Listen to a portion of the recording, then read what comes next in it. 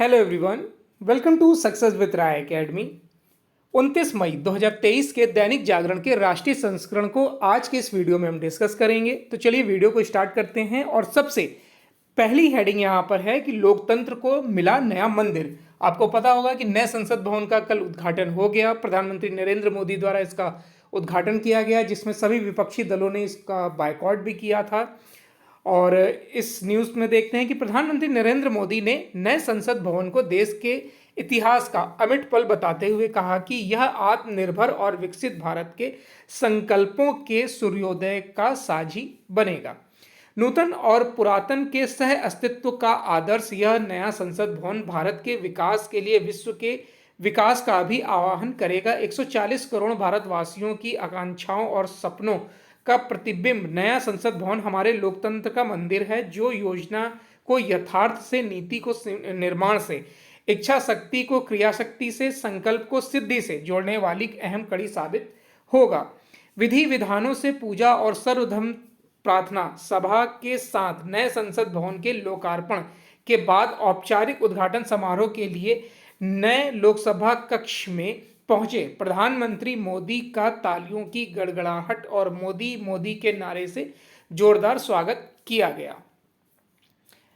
Next news है कि जंतर मंतर से हटा पहलवानों का अखाड़ा। एक माह से अधिक समय से जंतर मंतर पर धरने पर बैठे पहलवानों को पुलिस ने बलपूर्वक वहां से हटा दिया।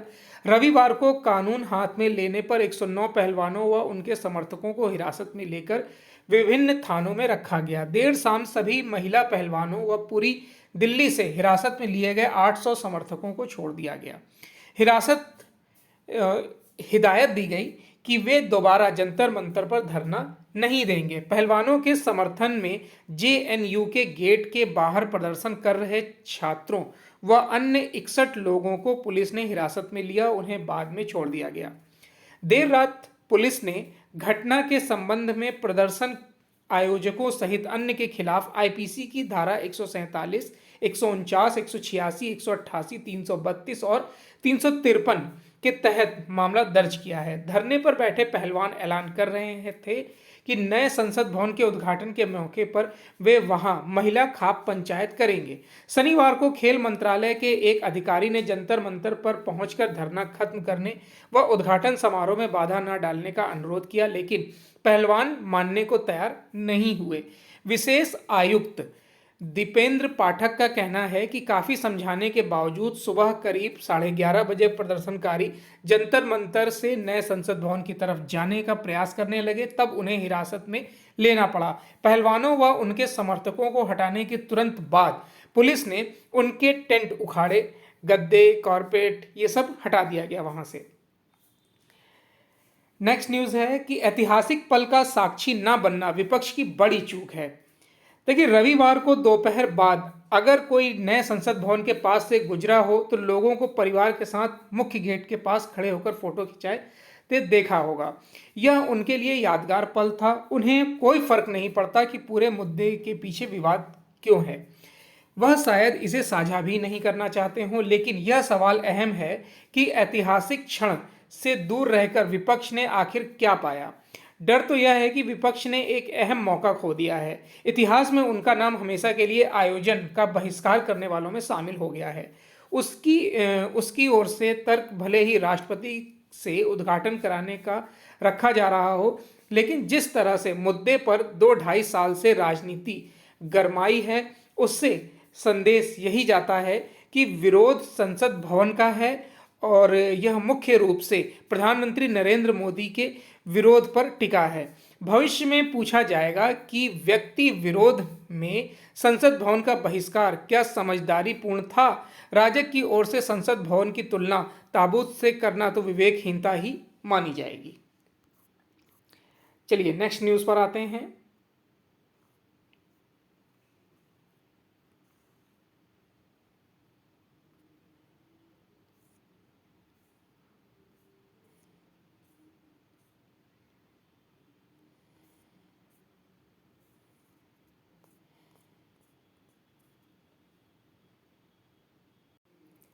नेक्स्ट न्यूज है, एक भारत श्रेष्ठ भारत के लिए अगले 25 वर्ष अहम। प्रधानमंत्री नरेंद्र मोदी ने मन की बात की 101वीं कड़ी में एक भारत श्रेष्ठ भारत के लिए अगले 25 वर्ष को काफी महत्वपूर्ण बताया। उन्होंने कहा कि आप सबकी भागीदारी ही इस कार्यक्रम की बड़ी सफलता है। मन की बात ने सबको एक सूत्र में जोड़ा है, इसी के लिए मैंने युवा संगम शुरू किया है। प्रधानमंत्री ने खेती, जल संरक्षण और स्टार्टअप के क्षेत्र में बढ़िया काम करने वाले लोगों का जिक्र किया। उन्होंने सबसे ज्यादा जल संरक्षण पर जोर दिया। युवा संगम की चर्चा करते हुए प्रधानमंत्री ने फोन पर बिहार के सासाराम की छात्रा विशाखा सिंह एवं एनआईटी अरुणाचल प्रदेश के छात्र ग्यामर न्योकुम से बात की। प्रधानमंत्री ने वीर सावरकर, कबीर दास एवं एनटी रामाराव को सामाजिक क्षेत्र में उनके योगदान के लिए याद किया। सावरकर की जयंती की चर्चा करते हुए प्रधानमंत्री ने कहा कि उनके साहस एवं संकल्प शक्ति से जुड़ी गाथाएं हमें आज भी प्रेरित करती हैं। चलिए अब नेक्स्ट न्यूज़ पर आते हैं कि जनगणना में पूछा जाएगा स्मार्टफोन, लैपटॉप, कार है या नहीं। कोविड महामारी की वजह से अनिश्चित काल के लिए टाली गई जनगणना आगामी लोकसभा चुनाव से पहले होने की संभावना नहीं है। लोकसभा चुनाव अगले वर्ष मार्च अप्रैल में होने हैं। जनगणना अब भी होगी तो उसमें smartphone, internet, laptop, computer, car, दोपहिया वाहन और मुख्य रूप से उपभोग किए जाने वाले अनाज जैसे लगभग 31 प्रश्न पूछे जाएंगे। जनगणना का घरों को सूचीबद्ध करने का चरण और राष्ट्रीय जनसंख्या रजिस्टर को अपडेट करने की कवायद पूरे देश में 1 अप्रैल से 30 सितंबर 2010 तक चलनी थी, लेकिन इन्हें कोविड-19 महामारी की वजह से स्थगित कर दिया गया था। तब से सरकार ने अभी तक नए कार्यक्रम की घोषणा नहीं की है। जनवरी में महापंचायकी और जनगणना आयुक्त, महापंजीयक और जनगणना आयुक्त कार्यालय से प्रशासनिक सीमाओं को फ्रीज करने की तिथि अथवा नए जिले, उप जिलों के सृजन की तिथि 30 जून तक बढ़ा दी थी। मानकों के मुताबिक प्रशासनिक सीमाओं को फ्रीज करने के 3 महीने बाद यानी कि 30 सितंबर के बाद जनगणना हो सकती है। जनगणना का काम करने वाले लगभग 30 लाख सरकारी कर्मचारी और अध्यापकों को प्रशिक्षित करने के लिए भी 2 से 3 महीने चाहिए। इस बीच चुनाव आयोग अगले लोकसभा चुनाव के लिए मतदाता सूचियों में संशोधन जैसी प्रक्रिया शुरू कर देगा। अधिकारियों का कहना है कि अक्टूबर से जनगणना की कवायद के लिए बहुत कम गुंजाइश होगी, क्योंकि उन्हें सरकारी कर्मचारियों और अध्यापकों की महापंजीयक एवं जनगणना आयुक्त कार्यालय और चुनाव आयोग दोनों को इसकी जरूरत होगी। इसलिए जनगणना का काम लोकसभा चुनाव के बाद ही कराया जाएगा। चलिए नेक्स्ट न्यूज़ पर आते हैं। नेक्स्ट न्यूज़ है, भारत जल्द बनेगा तीसरी बड़ी अर्थव्यवस्था। नीति आयोग ने ये बात बोली है। पिछले 9 वर्षों में भारत में बुनियादी सुविधाओं के विकास और कोरोना काल में किए गए सरकारी प्रयासों की बदौलत भारतीय अर्थव्यवस्था पर देसी विदेशी सभी एजेंसियों का भरोसा बढ़ता जा रहा है। सभी इस बात का भी अनुमान लगा रहे हैं कि जल्द ही भारतीय अर्थव्यवस्था अमेरिका और चीन के बाद दुनिया की तीसरी सबसे बड़ी अर्थव्यवस्था बन जाएगी। गत शनिवार को प्रधानमंत्री की अध्यक्षता में मुख्यमंत्रियों के साथ नीति आयोग की गवर्निंग काउंसिल की बैठक में भी यह भरोसा दिखा। तभी बैठक के बाद नीति आयोग के सीईओ वी.आर. सुब्रमण्यम ने कहा कि भारत की बुनियादी सुविधाओं का काम पूरा हो गया है, अब टेक ऑफ करने का समय है। तीसरी बड़ी अर्थव्यवस्था बनने में डिजिटल भारत कार्यक्रम और युवा आबादी का होना काफ़ी सहायक होगा।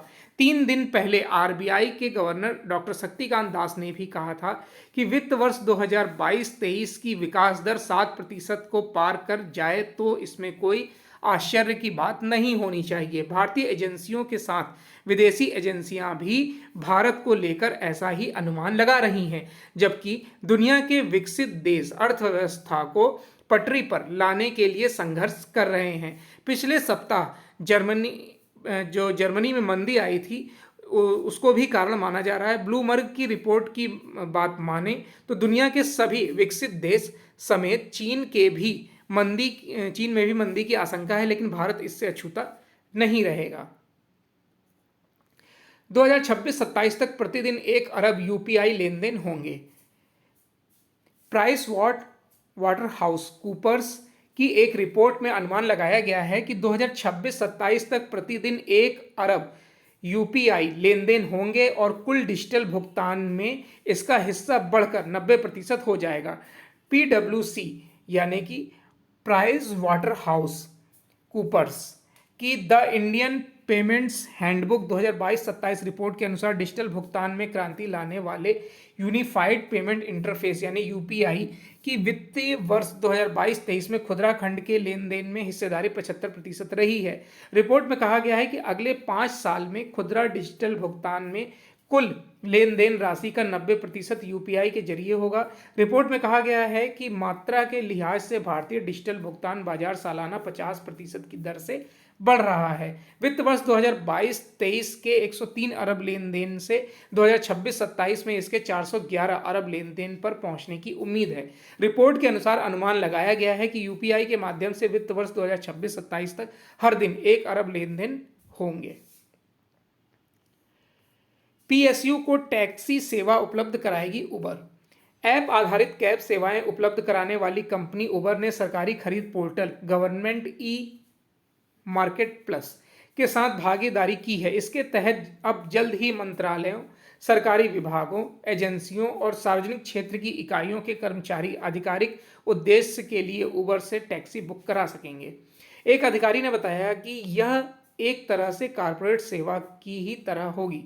अभी कंपनी यह सेवा परीक्षण के तौर पर शुरू कर रही है। अब धीरे धीरे इसे सभी मंत्रालयों, सरकारी विभागों, एजेंसियों और पीएसयू कर्मियों के लिए उपलब्ध करना होगा। हम इसे चरणबद्ध तरीके से बढ़ाने की योजना बना रहे हैं। कंपनी निश्चित दर पर सेवा देगी और बुकिंग रद्द करने पर कोई अतिरिक्त शुल्क भी नहीं देना होगा। केंद्रीय मंत्रालयों और विभागों के कर्मचारियों को माल एवं सेवा की खरीद सुविधा देने के लिए वाणिज्य मंत्रालय ने 2016 में जीईएम पोर्टल शुरू किया था।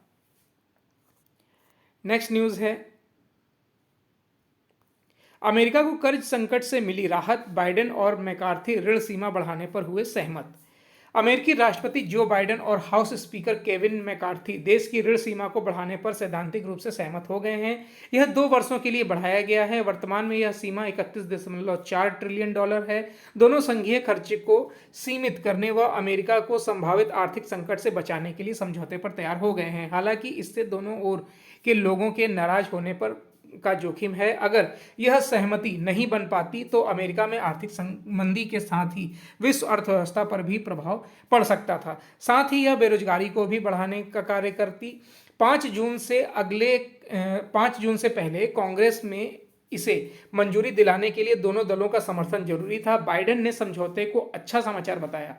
उन्होंने कहा कि यह लोगों को आर्थिक संकट से बचाने वाला है। वहीं मैकार्थी ने कहा कि अभी हमें काफ़ी कुछ करना है। मैं यह मानता हूं कि यह सैद्धांतिक रूप से एक समझौता है जो अमेरिका के लोगों के हित में है।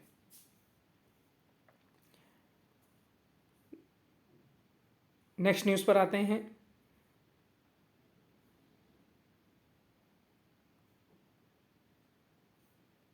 भारत के एसजेवीएन को नेपाल में मिली दूसरी जल विद्युत परियोजना।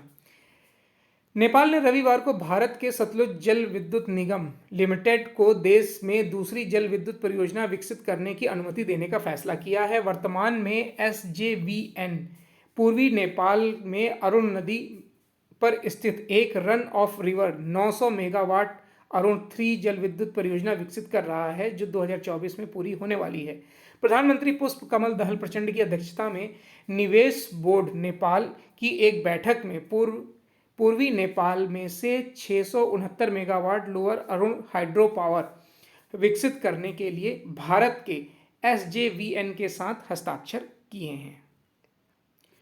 तो ये आज का यानी 29 मई 2023 का दैनिक जागरण का राष्ट्रीय संस्करण था। आई होप आपको वीडियो अच्छा लगा होगा। अगर वीडियो अच्छा लगा हो तो लाइक और शेयर कर दीजिएगा। वीडियो देखने के लिए धन्यवाद।